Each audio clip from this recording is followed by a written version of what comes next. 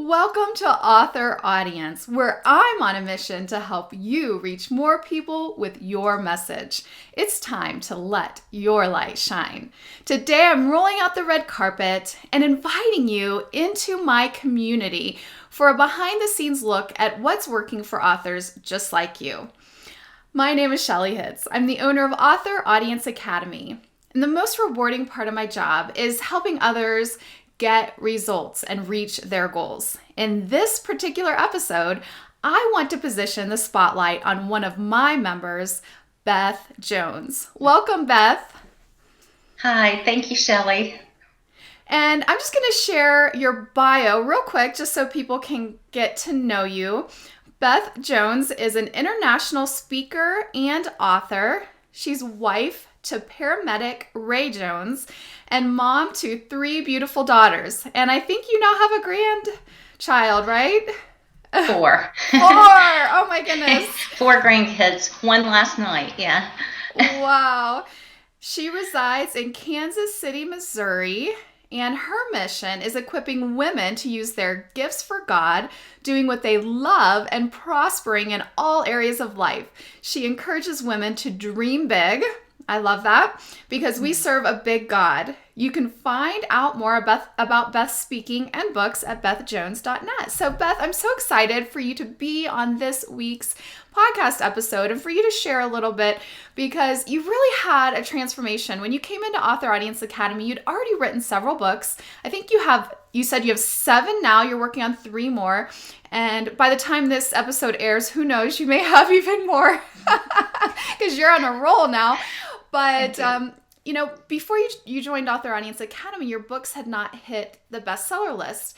And so tell me a little bit about the process of what really made the difference for you and how you were able to then become a best-selling author. Well, like Shelly said, before I had joined her training, I had written some books and I'd gotten them on Amazon. But with Shelly's training is amazing. She inspires me so much with her success, and it is just jam-packed with valuable content, and it taught me, and it is teaching me so much. What made the difference for me was learning about the keywords and the categories.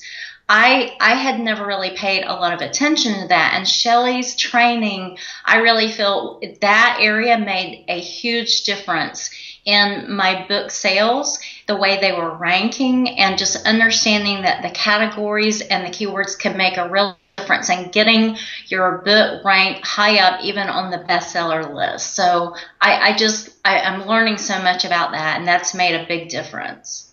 Yes. And so when you choose your category, and really, I recommend usually choosing one that has less competition, so you can rank higher in the bestseller list for that category, and then one that has a bigger audience and is profitable. And we really went into detail in the Take Action workshop in July, which is in the members area and tons of information. But for you really went through, you researched the categories for your book, and the book that, tell us about the book the first book you published after joining Author Audience Academy. Okay, I got the idea for the book in Shelly's training. It is my signature talk topic, the Cinderella story. And so with Shelly's training, I got the idea during the training. I wrote the ebook, and then I uploaded it to Amazon, and it became an Amazon bestseller. It's the first time I've ever done that with the book, and I was so excited. Yes, and it was really neat too watching the process because we're friends on Facebook, and I noticed you surveyed your Facebook friends too, saying, these are some of my ideas for the book I want to write, and everyone was like, do the Cinderella one. Right. So right. That's a great tip too for people, is that when you're looking to do a topic and you're not sure, I do share my book topic formula in Author Audience Academy, and if you want to join a live webinar, I share on one of my webinars about that too. It's shellyhitz.com/live webinar. But I loved how you did that. You surveyed your Facebook audience. You surveyed your Facebook friends and said, okay, I'm getting ready to write a book. What do you think? And it really worked. It really helped for you to get clarity and decide which book to write next.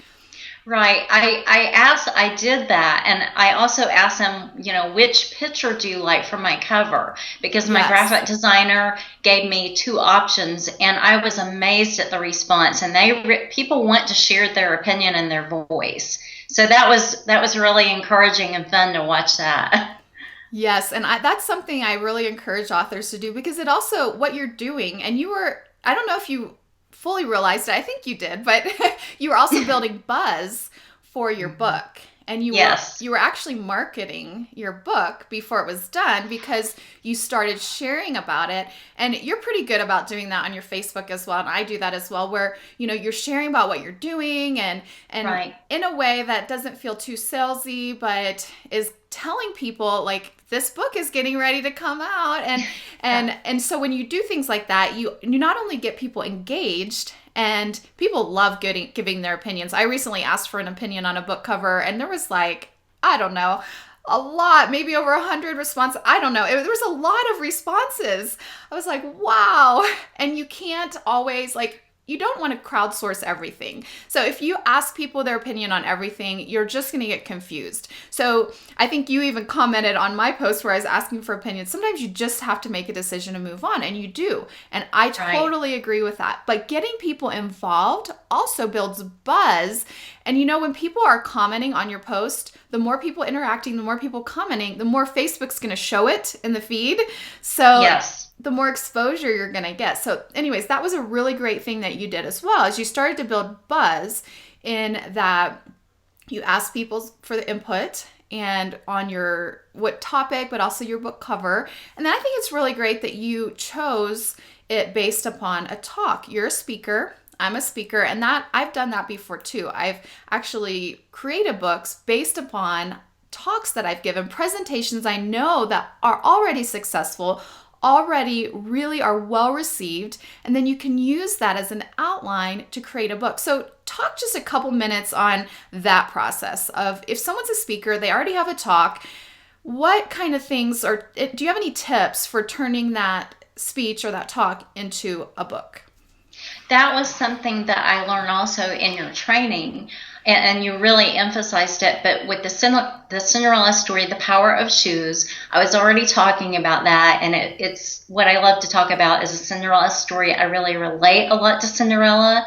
I believe that God's got huge plans for our lives, and I want to encourage women to use our gifts. So through your training, I was learning that you can take your talk and actually turn it into a book or an ebook. And so that's exactly what I did. And I thought that was such a great idea from you, is to turn your passion, the things that you normally would talk about, and put it into an ebook. With the Cinderella story, when I showed the people the graphic designers two covers, what I had such a great response, and it kind of surprised me. I had such a great response to that I decided to go ahead and do a series. Oh wow. so so I'm going to actually have another ebook in a series with the Cinderella story. But you can take whatever is your passion, your talk, and put it in your book. Like one of the ideas I have on my website, which was a blog, was on a speaking blog. I had a series of blogs on speaking, how to start out speaking. So you can take that idea and make it into different little ebooks.